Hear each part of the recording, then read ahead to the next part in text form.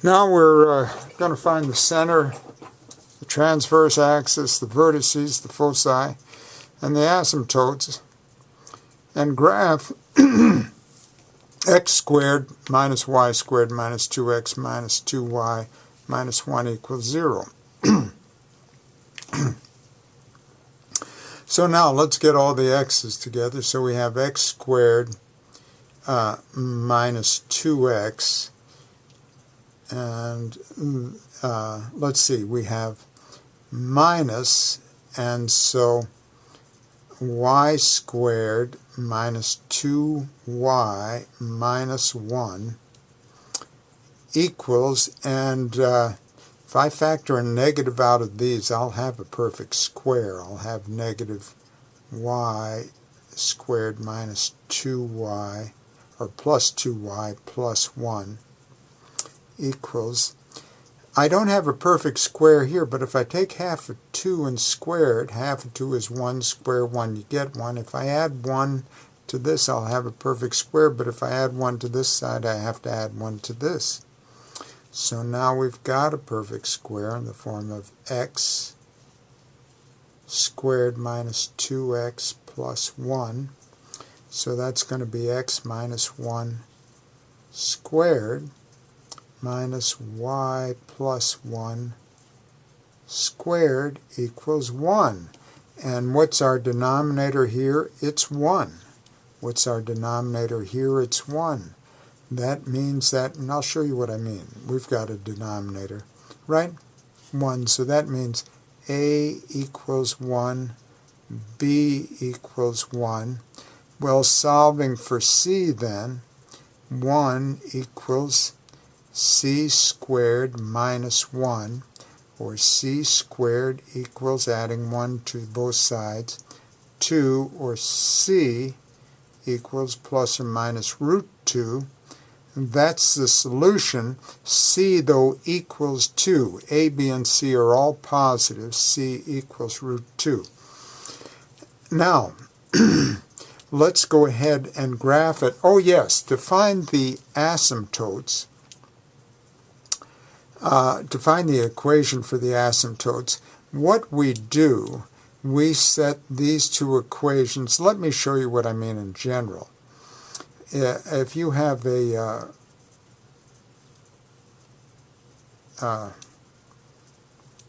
hyperbola with the equation x squared over a squared y squared over b squared and squared equal to 1, to find the asymptotes, you just replace the 1 with the 0, and you solve for y. So ultimately, if we put a 0 here, and then add y squared over b squared to both sides, we'll have y squared over b squared equals x squared over a squared. And now isolating y squared, we get y squared equals a, or b squared, I beg your pardon, b squared multiplying through by b squared over a squared x squared. So y equals plus or minus b over ax. Now, doing the same thing here, letting 1 be 0 and isolating y plus 1 squared, we're going to have y plus 1 squared equals x minus 1 squared. In other words, y plus 1 equals plus or minus x minus 1.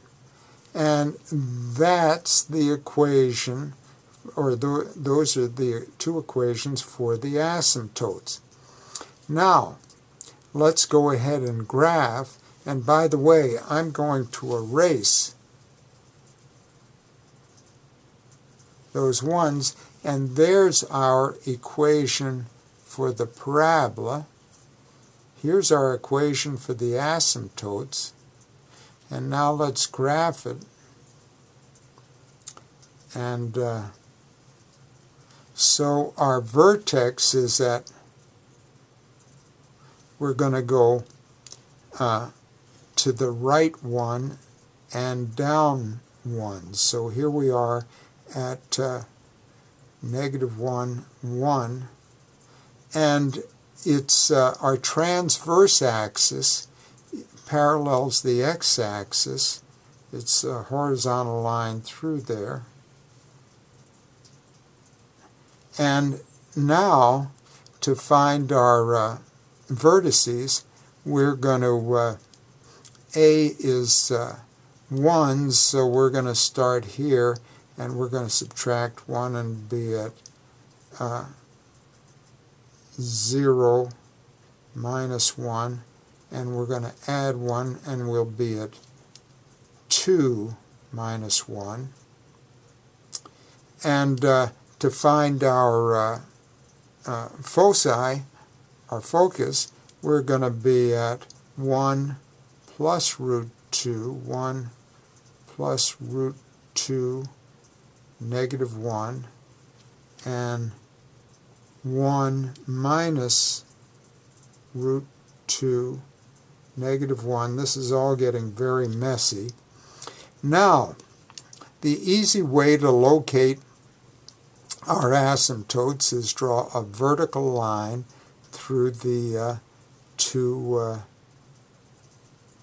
through each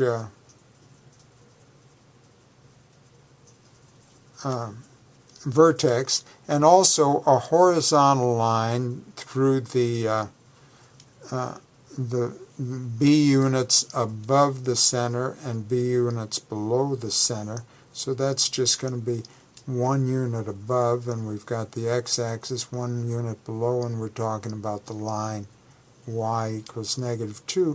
And then just draw diagonal lines through the translated origin through the corners of this rectangle we just drew. And now we can draw our curve through the vertex and approaching those each asymptote. Very messy to look at, but nevertheless, we've got the graph, we've got the asymptotes, the vertices, the foci, and the transverse axis. And that transverse axis is y equals negative 1. And we're done.